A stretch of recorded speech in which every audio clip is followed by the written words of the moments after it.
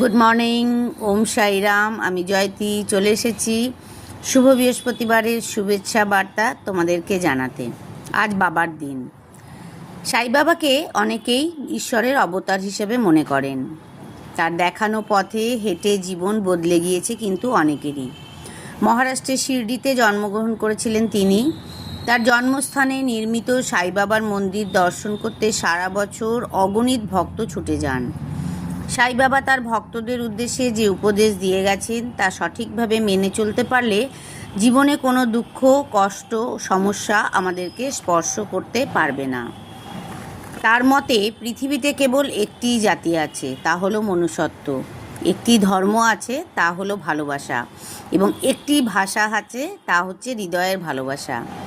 তো তোমাদের দিনও খুব ভালো যাক। বাবার নাম করে তোমরা ভালো থাকো, সুস্থ থাকো। টাটা, বাই বাই, ওম সাইরাম।